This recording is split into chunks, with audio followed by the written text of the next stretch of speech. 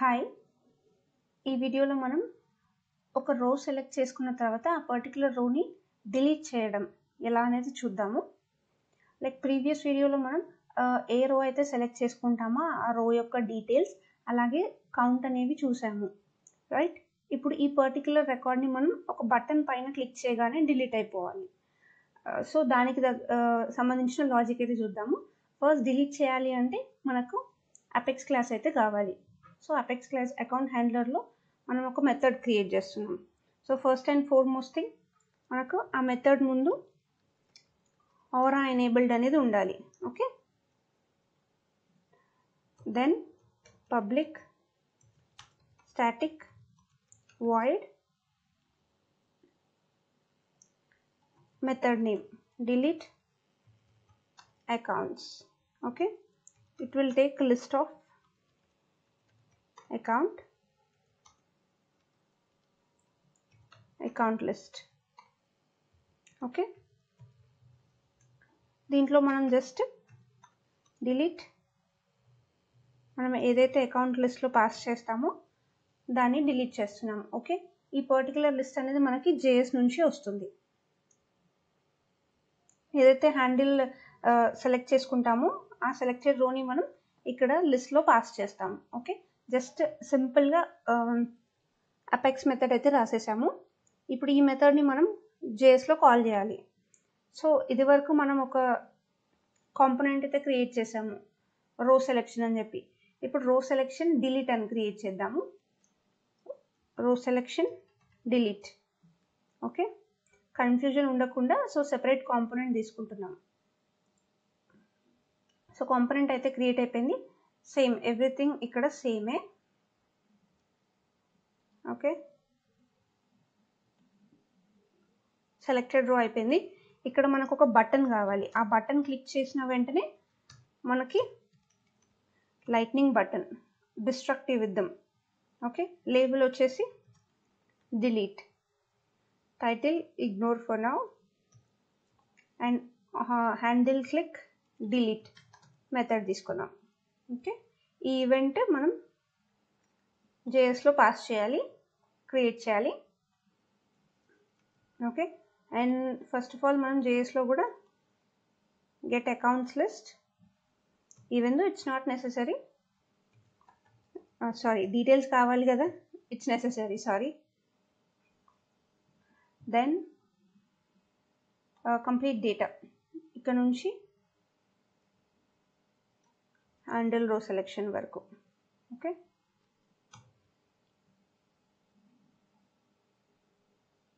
Handle రో selection అయిపోయింది ఇది.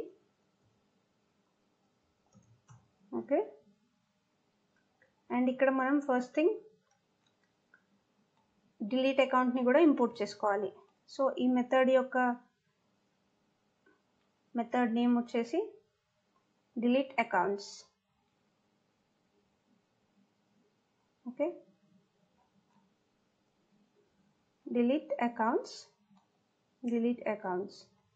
ఓకే, సో ఇప్పుడు వరకు అయితే జస్ట్ ఈ అలర్ట్ కూడా తీసేద్దాం. Let's comment for now. Okay, HTML4. Okay, let's see ఇది. Okay, let's try to see HTML6. Error ఏంటి ఇక్కడ? Okay, lightning card closing tag లేదు.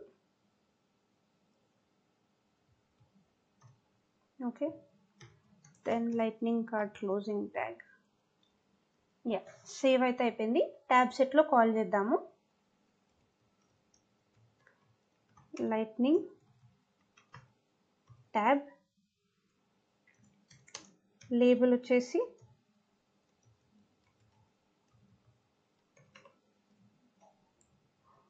డిలీట్ సెలెక్టెడ్ రోస్ అండ్ ఈ లైట్నింగ్ ట్యాబ్ని క్లోజ్ చేసి ఇక్కడ మనం కాల్ చేయాలి మన component. Lightning data table row selection hyphen delete. Okay, and ఇక్కడ రో సెలెక్షన్ డిలీట్ చేంజ్ చేద్దాం name just. Okay, let's see in the UI మనకి ఎలా కనిపిస్తుందో. ఇక్కడ ఇంకొక ట్యాబ్ క్రియేట్ అయిపోవాలి.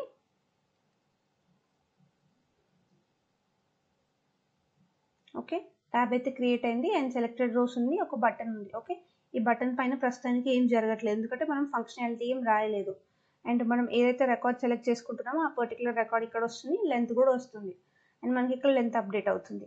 అండ్ ఈ పర్టికులర్ రెండు అలైన్మెంట్ బాగలేదు. ఇది పర్టికులర్ ఈ డిలీట్ బటన్ని నాకు ఇటు సైడ్ తీసుకురావడానికి అంటే ఇక్కడ మనకి లేఅవుట్ అని ఒకటి ఉంటుంది, lightning layout.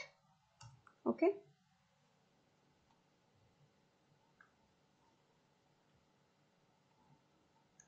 Two layout items తీసుకుందాము.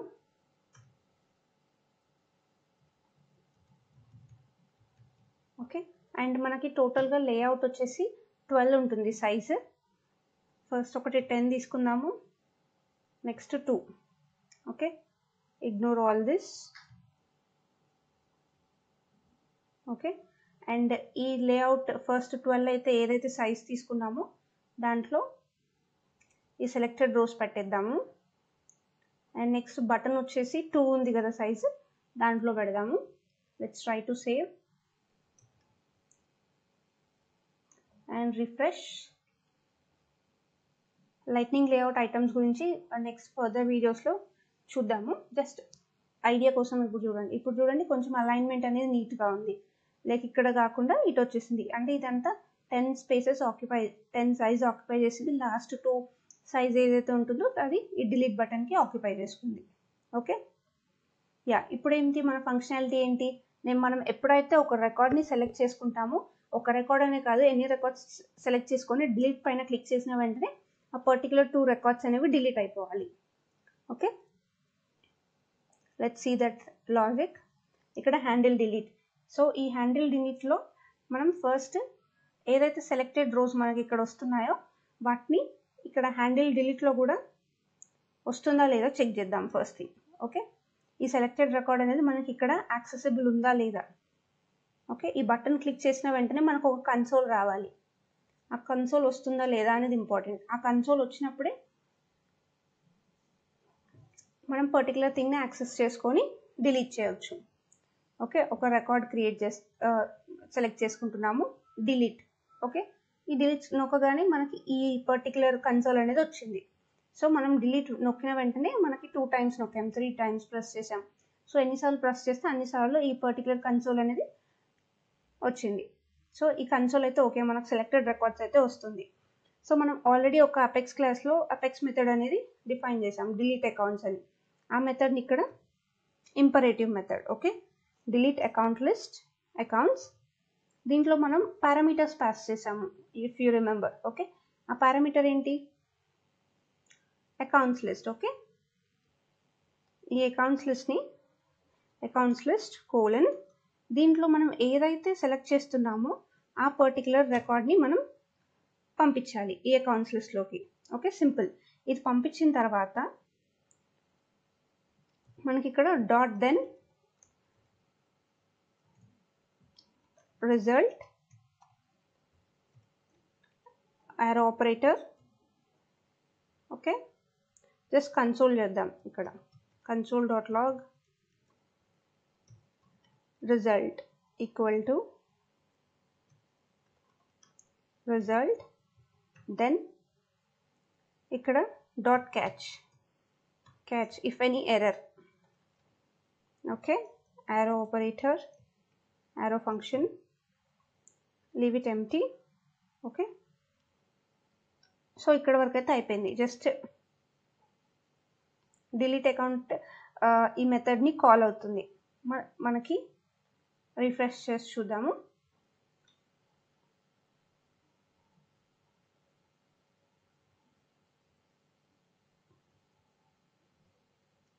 సో నేను ఒక sample, if you observe sample account 10.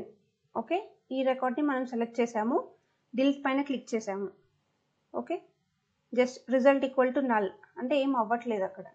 Just ఒకసారి రీఫ్రెష్ చేసి చూద్దాము.